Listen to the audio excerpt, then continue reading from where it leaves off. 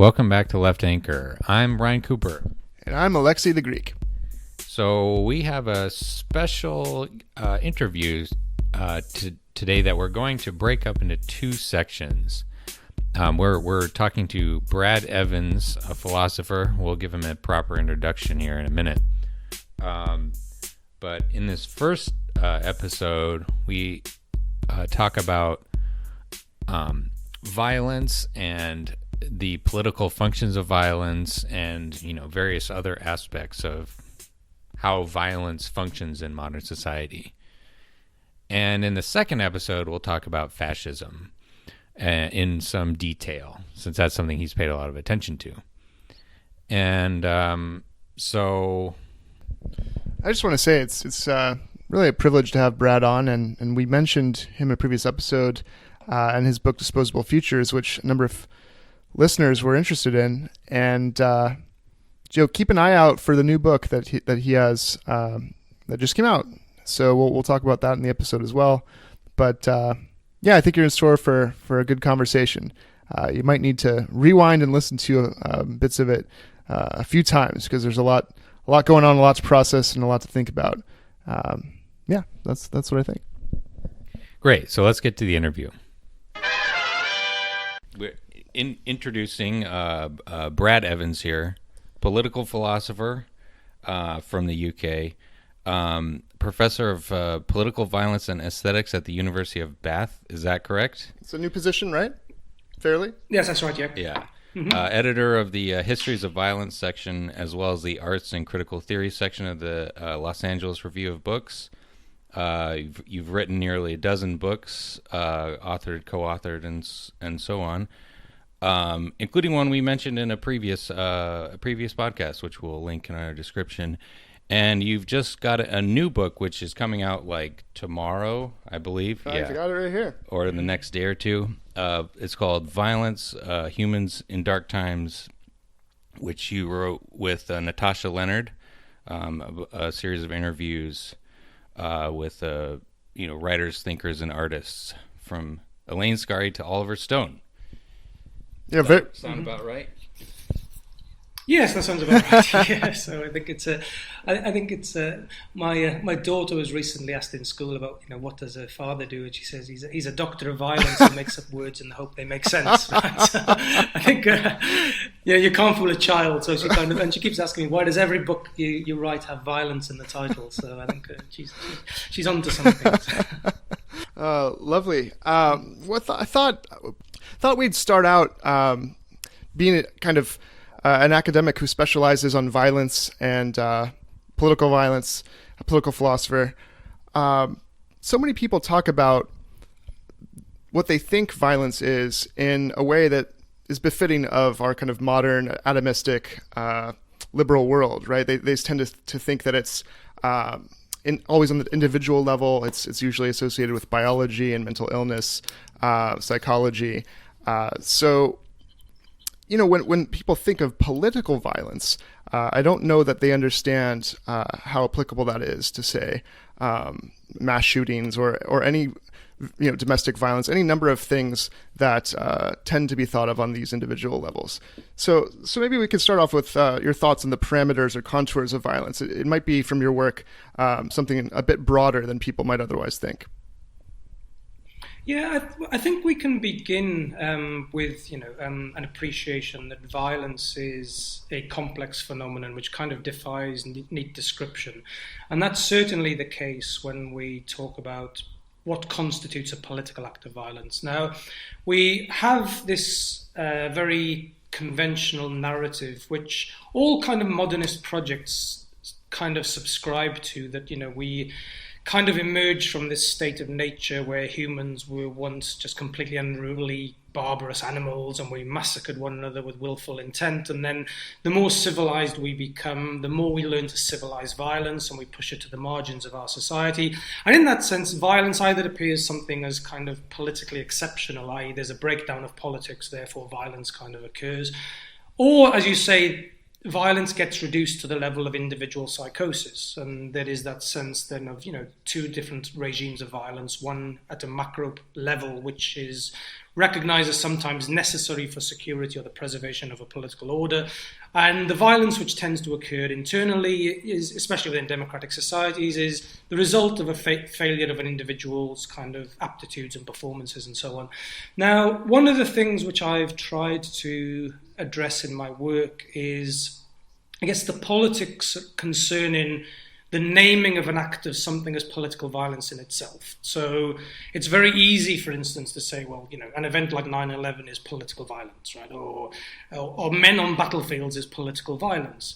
But how do we understand, for instance, the ways in which certain acts are designated within our imagination as being political violence, and then other forms of human action and interaction as being not political violence? Why, for instance, is homeless not seen as political violence, right?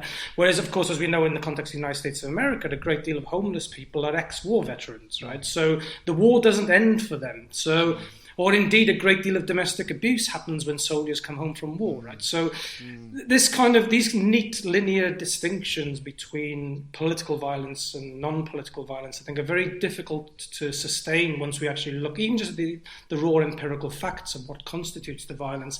And to me, then, it's less important to ask a question about what actually is political violence, but it's to look at the way in which narratives of violence either function or don't function politically.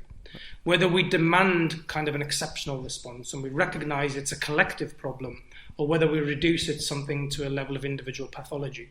So I think there's a politics to the political naming of political violence, which is what really concerns me. Right, which suggests maybe the paucity of imagination is not merely about what violence is, but what politics is. Right? Yes, completely. Yeah, and we know then there's a great deal of violence which takes place discursively in the cancellation of something as an act of political violence, right? Or why, for instance, do certain actions gain so much attention as being a political imperative, but others don't? Why do some lives matter in terms of the violence inflicted upon them, whereas other lives don't? And I think there's that takes us into the order of the political, in which we can understand then what matters and what doesn't matter to us as political subjects. And that's quite a tricky thing to unpack in terms of the discursive reasoning and what's actually operating to frame those narratives.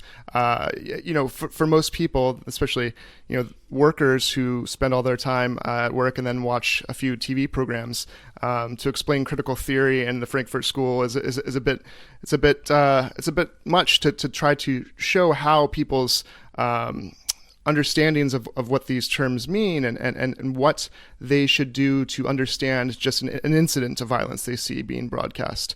How does one start? Because I think part of the project has to be, and I assume part of your work, both in academia and in making these things popularly known, is to help the people writ large access ways to readily understand and grasp these complex structures, right? This interplay of politics in the everyday, in media, in the seats of government, and in global capitalism. So that's a lot going on. How do we start with all of that? Well, there's certainly some truism in the idea that only the bourgeoisie has time to read Karl Marx, right? Yeah. So, the everyday worker, right? They don't have the time to engage with the Grundrisse, right? They don't, So, yeah. So in that sense, I think there's this, and you see, people who often now work in 2-3 jobs a week, right, to just sustain a family. They know life is difficult and tough, and the last thing they want to do is come home sometimes, switch on the news and hear the story about a refugee, right? So, and I think part of the order of politics today actually is precisely the waging of precarious populations against the globally vulnerable. So we see this happening constantly, the pitting of the two. So there's something in that. Now, in terms of your point about how do we then educate about violence, I think the educating demands concerning violence is one of the most definitive problems of our times. How do we develop, the necessary ethical tools and educative practices to deal with the multiple forms in which violence takes? Now, for me as an educator, I think we need to have a realization that if often if somebody doesn't understand the critical theory you're putting forward, it's not necessarily a problem with the person who's receiving the information. Right. It's more a problem with you in terms of how you present that information, because there's no universal language when it comes to critical theory. And I think one of the things then which I've really tried to do with my work is to learn to kind of say the same story to multiple audiences in different ways, whether, it's okay publishing an article in a journal of metaphysics, and great, you're speaking to a very particular audience.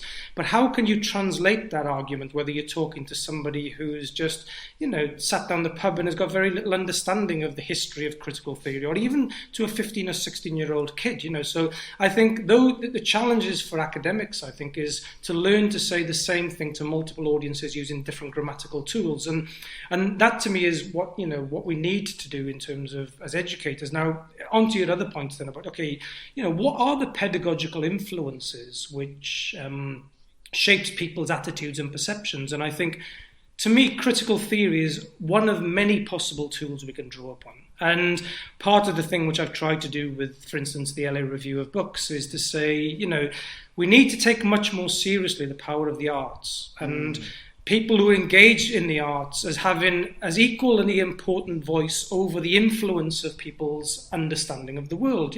I recently watched once again the HBO season, The Wire, and it's just phenomenal in terms of its critique of violence, which we know, has far greater impact than any book that I'm ever going to write over the way people understand and perceive structural violence. So I think we need to give much more credit to cultural producers in terms of the ways in which they can be a very positive pedagogical force for bringing about much more peaceful relations with people.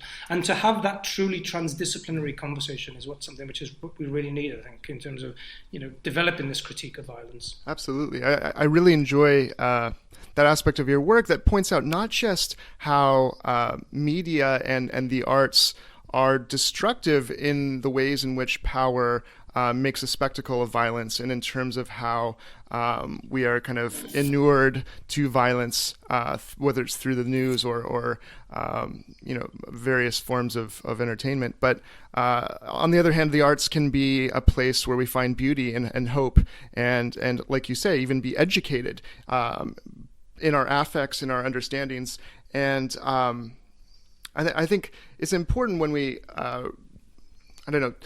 talk about so many complex problems like this, that people don't lose those resources to feel like there is a way, there is hope to combat it. It just seems there's enough apathy and overworked kind of subjective formation going on that we need so much to start, I think, with giving people that will to think through these things. Yeah. Maybe like pivoting slightly, this brings up a question that I had. Reading through your, you're talking about like popular media, and I'm not a philosopher or a professor. I'm I just write. All I do is write articles for a popular audience, and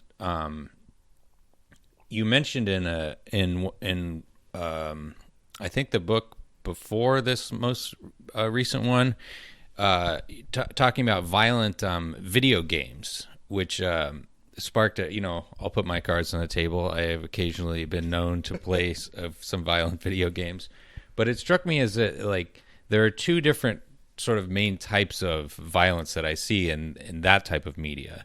You have games which are incredibly gory, but in a way such that it becomes almost cartoonish or nonsensical, And then you have other games which are not nearly as bloody in terms of the depiction of what they're doing, but then they serve basically as military propaganda.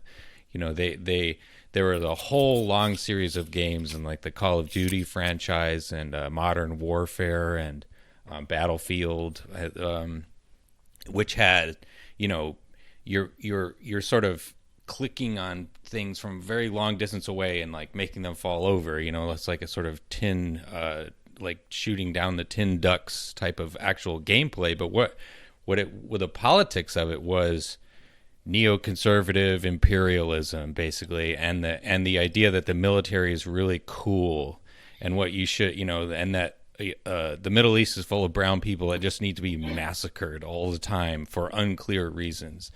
And so, I have like simplistic thoughts, I guess, about that. But I was wondering if you had any,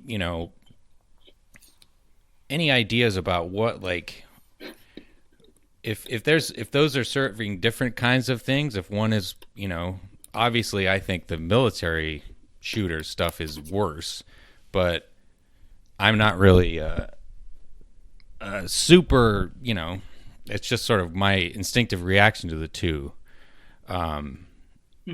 So any thoughts about that distinction? I think so. In terms of dealing with these representations of violence, I don't necessarily subscribe to the idea that populations are now so kind of bombarded with such images and representations of violence that we've become kind of domesticated or completely sanitized to it, right? So in many senses, I agree with Jacques Rancière when he says that actually, if you look at it, we don't see enough violence on our television sets, the real violence, right? So actually what we have is actually a very clear domestication of the regimes of suffering. So so the visceral, raw realities of violence we actually don't see enough of, right? So I do agree with him to that. Now, in terms of then, where this takes us in terms of popular culture or entertainment, we know violence is part of the entertainment industry. Violence sells. We know that, right?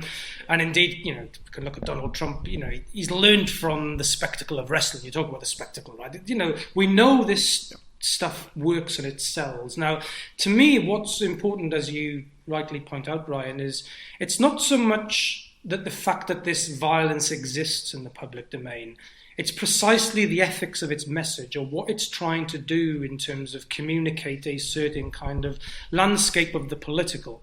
Now, I'm certainly not somebody who would say, well, the best thing to do is to remove all these representations of violence from the public sphere, right? So I think actually, in terms of developing a pedagogical critique of violence, we need to, as the artist Gottfried Hallwein says, we need to confront more the intolerability of violence, right? So, and whether that's in terms of, Hollywood films, or whether it's in art, or whether it's in the gaming industry, it's not going to wish itself away. What we need to do is develop a better ethics around how we engage and develop and program the logics of these things. Now, and also I think it's also worth bearing in mind as well, as if somebody who watches a film or somebody who engages with one of these games, I think it's not a universal experience, right? So the engagement with the space, and I'm taken by Michael Shapiro's written a lot about what he calls cinematic heterotopia, and the idea that it's almost like Tarkovsky's point that a book read by 1,000 different people is 1,000 different books, right? The same is for a cinema. And I often would teach. I would often teach Catherine Bigelow's films. I'm not a fan of her work in the slightest, but they're brilliant to deconstruct. Right? So sometimes the most awful films to me are the best ones to teach, right? Because you can kind of say, there's something in this that we can really unpack. And I think the same for the games. Now, I know about the history in terms of games and recruitment, and one of the questions we can ask about the gaming sector. Of course, one of the things, the difference between a game and a film is you actively participate in the violence, right? So there is that active participation in the engagement with violence. But I think one of the questions around then the game is, who or what is allowed to die, right? It's not just who can be killed, but who's allowed to die, right? I remember there was a scandal about a game which came out where, you could assume the position of the Taliban, right? And you could kill American soldiers, and that was seen as taboo, right? Yes. So why is it that there are certain things that are allowed to die in games and be killed in a certain way, but others are not? So there is a kind of, there's a narrative around what's acceptable and unacceptable in those terrains. So. And implicit in all that is a designation of who's human and who's not human, right? And that there's these, right? And it's implicitly something that you kind of take in as you enjoy the game. You kind of take in those assumptions into your own enjoyment.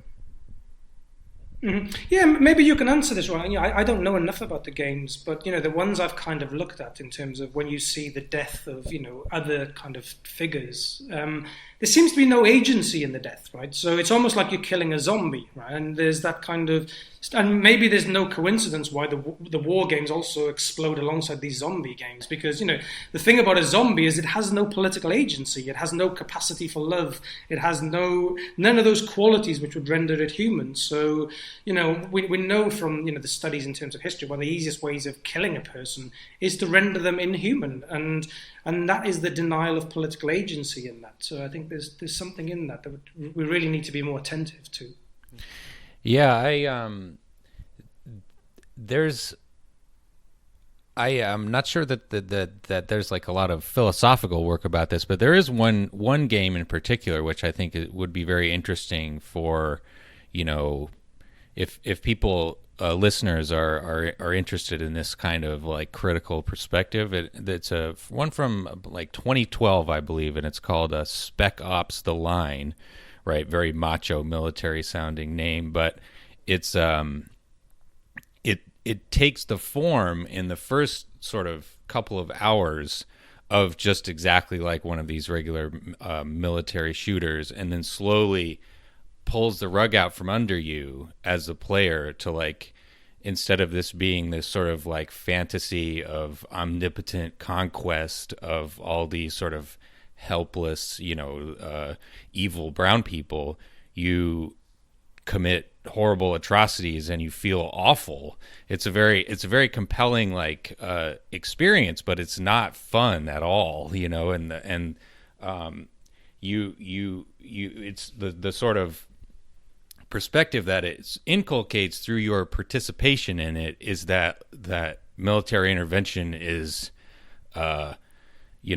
tends to end up with you killing lots of people by accident or on purpose, and dehumanizing yourself and becoming this sort of monster. And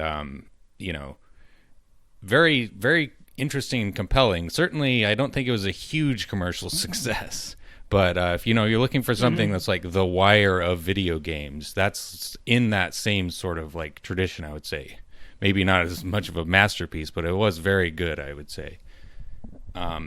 Yeah, we can move on. So yeah, I mean, it just reminds me of what you wrote about Michael Haneke and funny games, and the way that violence can be used, and how art can use violence to show people how intolerable it should be, right? Yeah.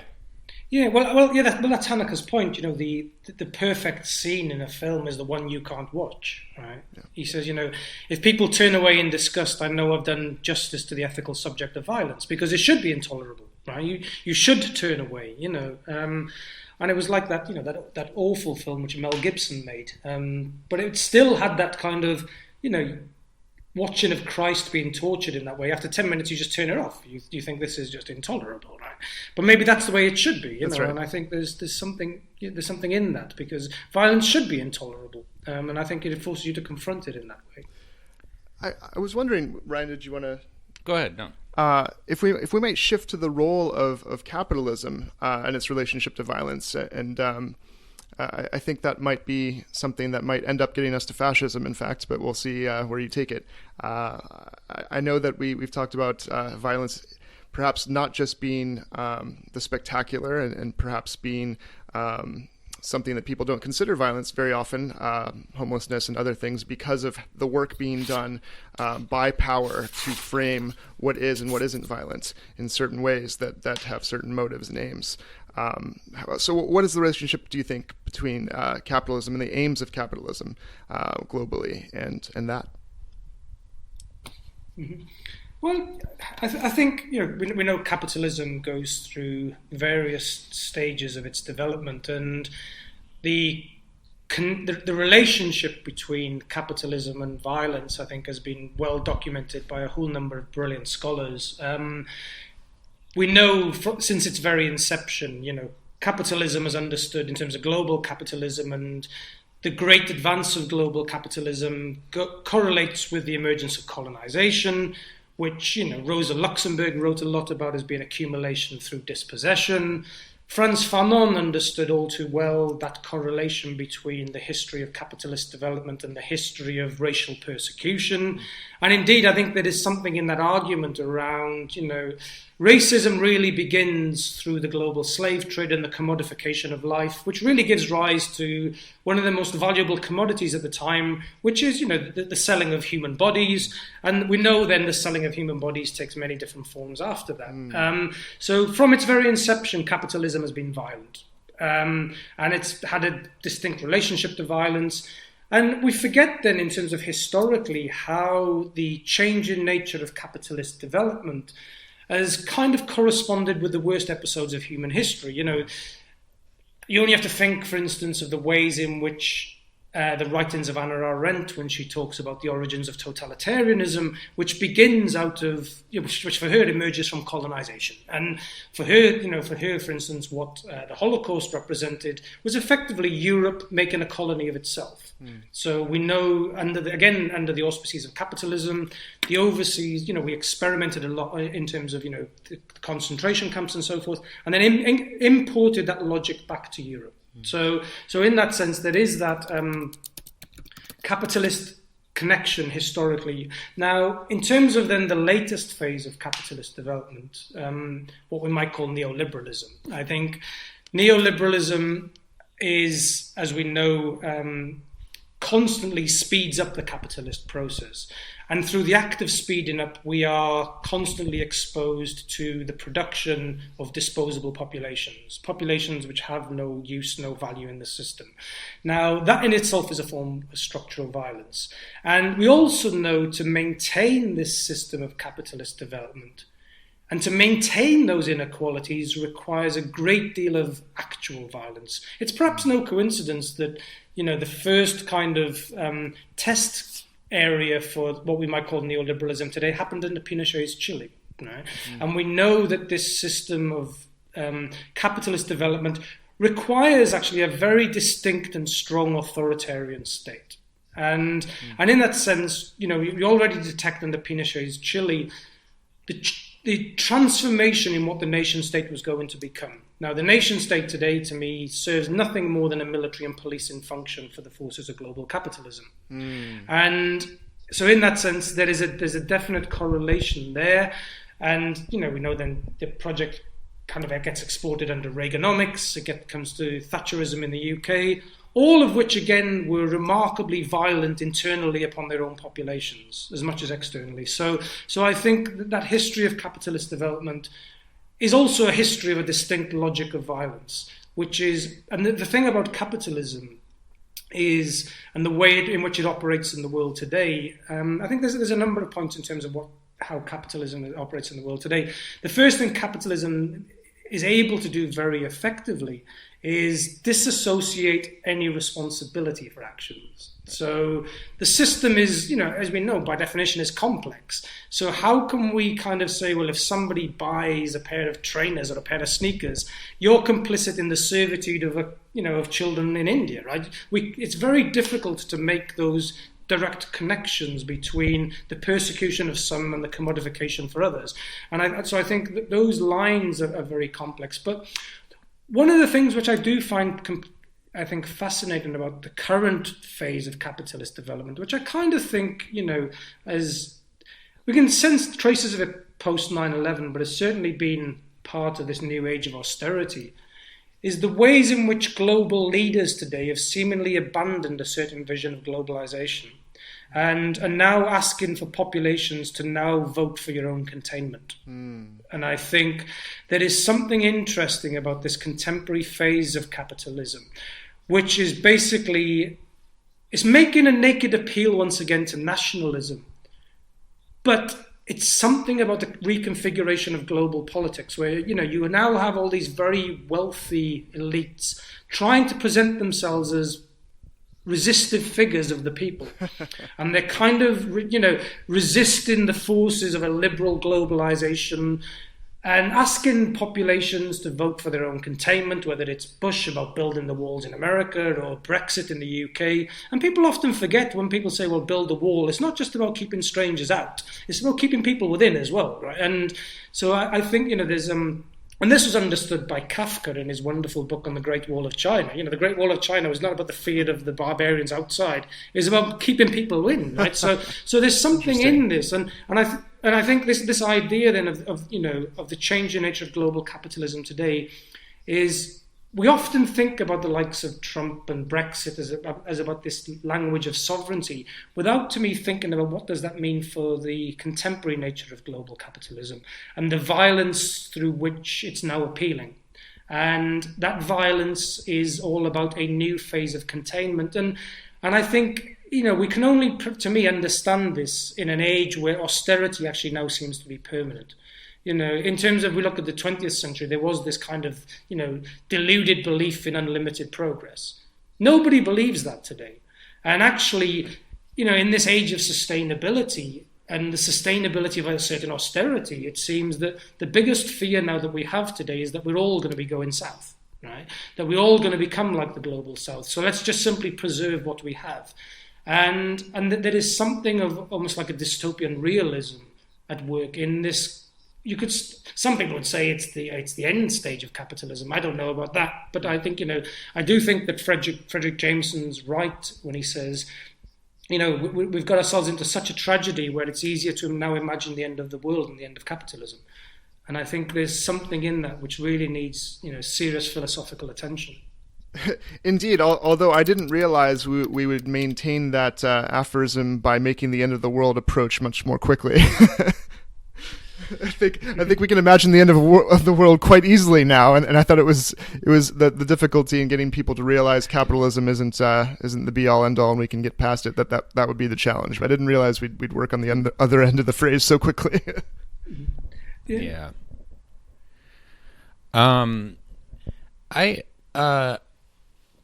That's all very interesting. And it brings up inspires a question about what.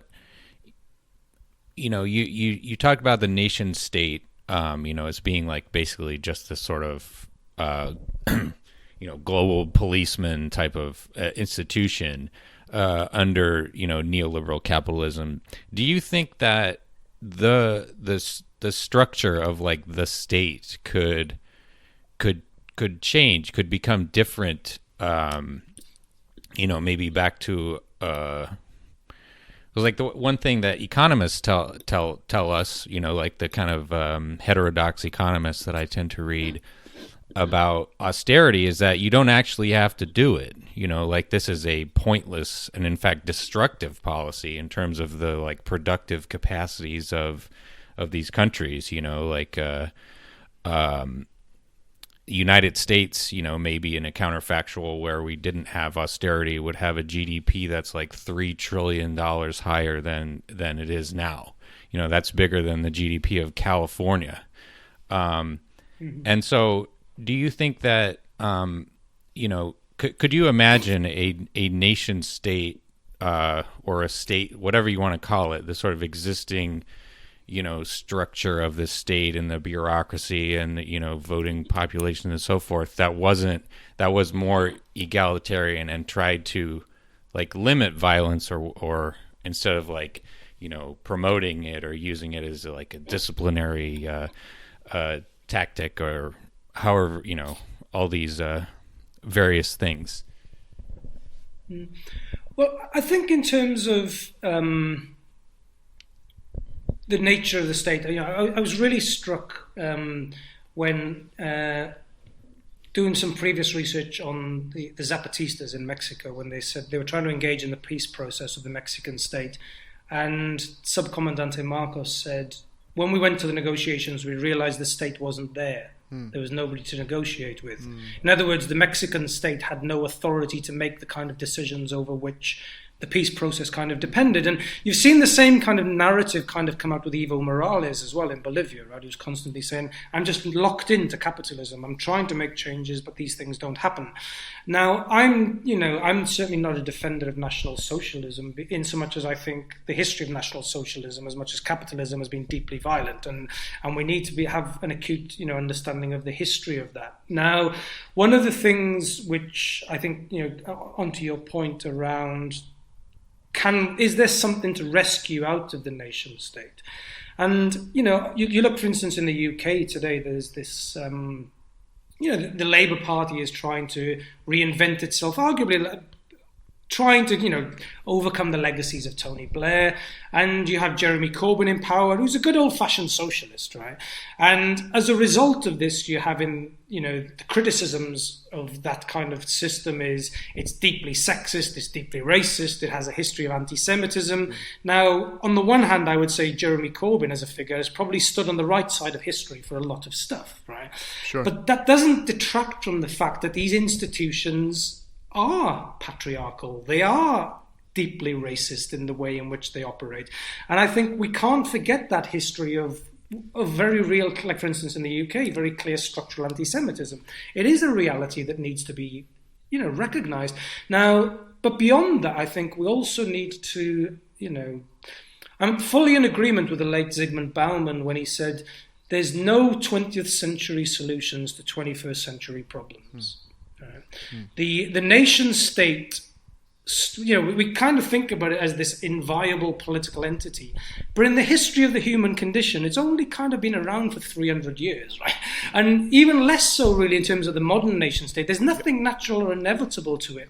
And I think historically the nation state has done more harm than good, And I'm often reminded when you talk about nation states and nationalism of that wonderful quote by George Orwell when he says, nationalism is nothing more than the habit of categorizing human beings like insects. So blocks of millions or tens of millions can be conveniently labeled good or bad. And I'm in agreement with him on this. That the great division of the world is predicated still on this national model. And I think in that sense, nationalism and the nation state, because we still, there was that, the thing that Michel Foucault said, in thought and political practice, we're still yet to cut the head off the king, right? We still can't think outside of these sovereign conditions. And I think what's needed for the 21st century is desperately is a new political imagination. And I think by still wedding ourselves to the nation state, we delude ourselves into the promise of a power which is not there, or a system of empowerment which is not there. But does that mean to say that change can't happen? Of course not, right? Because we know there's enough resources in the world to fix all the problems we encounter. Yes. There's just not the political will. That's right. We only need to demilitarize the investment in the US military to fix, education and healthcare for all, right? So it's not as if these resources don't exist. It's just the political will doesn't exist to create this more peaceful world. So I did have one question actually, and it has to do. Not a super specific question, but I was just, thinking about violence and the recent American history. There is this. I thought of the Columbine massacre, which happened when I was in middle school, which just consumed attention, all national media for weeks and weeks, and nowadays it seems like the rate of those, and I think that empirically demonstrated that the rate of those sorts of massacres has really accelerated even in the last couple of years, so that they're happening once a week. And it's getting to the point to where it was just for a while, nonstop coverage of this massacre, then this massacre, then this massacre. And it seems in recent months to have just kind of dropped off the attention radar altogether. It was it's a 10 people are killed in some shooting. It's a one-day story, and then people move on. Mm-hmm. And I guess the what is that doing to our kind of collective, political unconscious, or however you might define it? Because it seems like something's going on there, and I can't really put a word on it, but it doesn't seem healthy. Yeah. Well, I think there was. When J.G. Ballard kind of sensed this happening when he wrote the Atrocity Exhibition, right? And he kind of says, what happens at the level of our consciousness when we switch on the TV screen and we see, an advertisement for deodorant, somebody landed on the moon, somebody being pulled from a car crash, somebody being the victim of a mass shooting, right? And I think part of the issue or the problem is in the age of new media technologies that, on any given day, there are so many atrocities in which we can kind of be exposed to.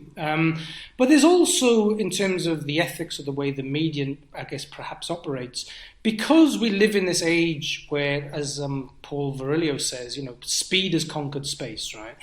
There is no time to reflect anymore. There is no time because we're on to the next story, the next occurrence, the next incident, right? And even though those incidents might look the same, there's kind of like, a banalization now through the repetition. So, you lose sight of how many times you see politicians in America offering their thoughts and prayers, right? What does this mean, right? I can, you can look horrified at, you switching on the news and as you say, it seems like yet another mass shooting in the United States of America.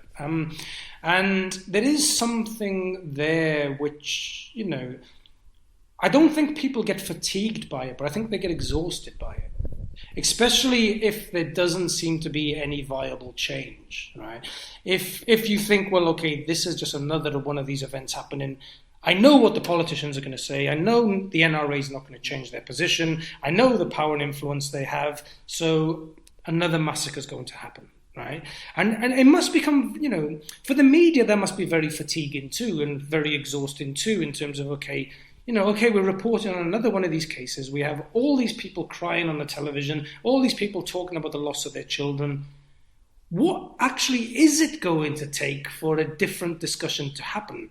Short of maybe Trump walking around himself with an AK-47 rifle, committing a mass murder, right? But even then you kind of think, well, what does it take in America to have a different conversation on gun ownership? What kind of atrocity is going to have to happen for that to occur? And you kind of think, well, if the ones that have happened don't do that, then, I've got no idea what would happen. And you see the same happened with the migrant crisis in Europe, right?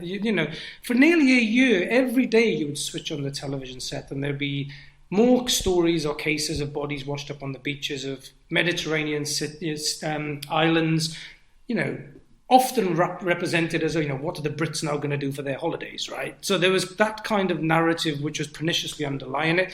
The migrant crisis just doesn't appear in the British media at all today. And even though we know the bodies are still dying by the hundreds crossing the Mediterranean, right? And I think there is something then that we need. It's not, I don't think it's about fatigue. I don't think it's about people just become sensitized to it, because you watch any of these stories, they're as horrifying as the last, right? The mother talking about the death of a young child is as horrifying as the last one. But the fatigue comes in when we think there's not going to be any political change. And I think that's where people just kind of say, well, what can I do, right? There's nothing, I feel incapable of affecting those fundamental conditions of violence which seem to be not only affecting other people, but could potentially affect my life too. So better not to think about it. Right. That makes a lot of sense. Yeah, I think affectively we need to be concerned with, as Spinoza would point out, whether it's despair or hope. And because what you feel effectively will decide whether you feel energy to move and have the will to do something or not, or whether you think it's uncertain to do anything and therefore you might as well just let it pass. Well, I think that's, that's part of the, we talk about like impotent leaders. Often people can feel kind of impotent in the face of the raw realities of violence, right? So how do we meaningfully respond to it, especially when the response to violence seems to be more violence, right? I've got no idea what it would even mean to teach the courses I teach, walking into the classroom with a gun. Right? How could I even possibly begin to think of that, right? Where, and in that sense, I think, we need to have a much more broader understanding of and serious conversation about what type of world we live in, and especially whether, the only way to confront violence is violence. Because that seems to me where precisely a lot of the discourse is today. And it's a pernicious discourse, and it's a discourse which is completely nihilistic. Yeah, My fiance is from Texas, and she went to the University of Texas at Austin, and they have open carry.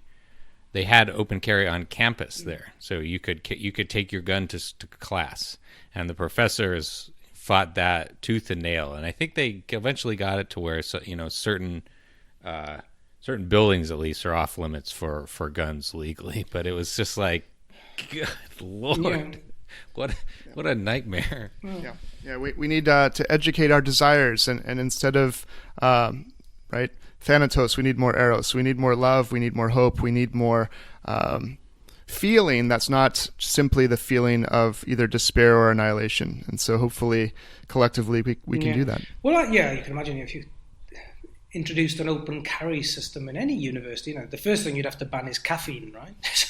How do you even kind of, I've got no idea what that space looks like from a pedagogical perspective, Sure. How you would even possibly begin to engage with those questions. What would it mean to teach a week on the Israel-Palestine conflict when you have a class full of students with guns? I've got no idea what that would possibly look like. I think there's something insightful about that, because in the classroom, you need to be able to have people feel like they can be vulnerable and intimate in order to learn together and think through things and connect and relate to each other. So if it's impossible to learn in the classroom that way, well, of course, as a collective, as a polis, as a society, when we have all this violence and fear around us, it's that much harder to do that at a larger scale, right? But it just creates frontier land conditions, right? And the frontier land, what does it mean that the university is a frontier land? And I've got, well, we know it'll end up becoming more violent. Yeah, we can all look forward to teaching, classes from behind a big pile of sandbags, with the those helmets. You'll have kind of like the police two-way mirror, and you'll have kind of a comm that you can talk to the class through, and so you can protect yourself. From apparently the future's hologram lecturers anyway, so right. I guess that makes you bulletproof in one way or another. So. Another depressing topic for a different time, perhaps. Yeah. Neoliberalism in education, right? I think that's all the questions we have. Maybe we can close up if you want to tell us about this new book that just came out. Anything you want to mention about that? Again, it's called Violence, Humans in Dark Times, which is an apt title. You and Natasha Leonard interviewed some wonderful thinkers and artists, and I've just received it yesterday, but I've dug in, and there's some great discussions here from the philosophical. It's accessible for people, but also implicates lots of interesting ideas. So is there anything you'd like to say about it? Yeah, well, I guess the book to me really represents what I think is hopefully the start point for a possible response to the question of how do we deal with the pedagogical challenges of violence. And I think a lot of what I hope is the strengths of the book is precisely in its method. So the book started out as I was interviewed by Natasha for the New York Times as part of the Stone column for my own kind of thinking on violence.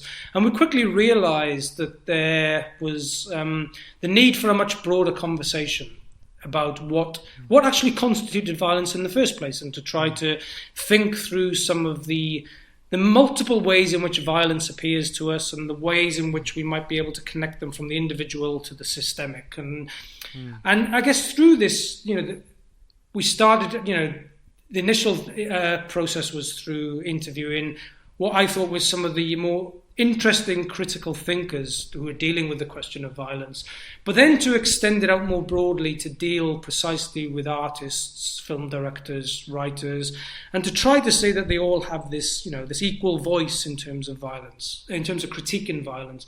And I think to me, if the book does anything in terms of, not only providing some, what I think are really interesting engagements with some truly brilliant thinkers and creative producers in there, is to really insist upon the need for a transdisciplinary conversation, and a transdisciplinary conversation in a way which is not excluding of anybody. Right? Now, I think one of the, we know there's a violence to exclusion, so if we are going to critique violence in the contemporary period, we do need to insist upon this need for transdisciplinary engagement, to recognize that everybody has an equal voice and an equal concern on this planet.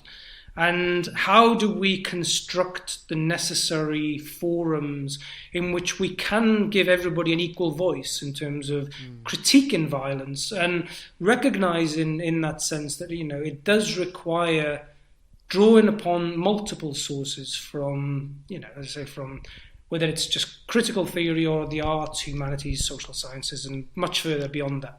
So, yeah. Wonderful.